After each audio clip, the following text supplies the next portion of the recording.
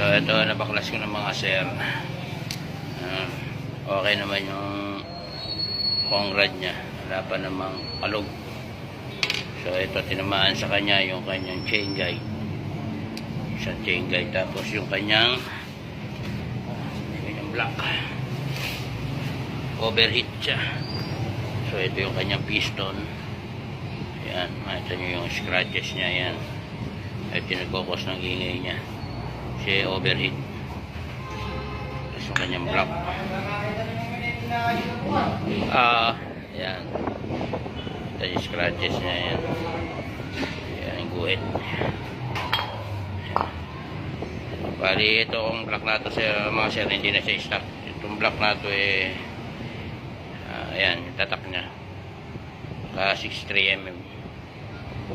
Bali ito na ang unit na nabila lang ni customer to, second hand lang ito napila. So ito yung bagong kakabit, chain guide, piston, bagong block, babalik sa stock. Ayan. So update ko na lang ulit kayo mga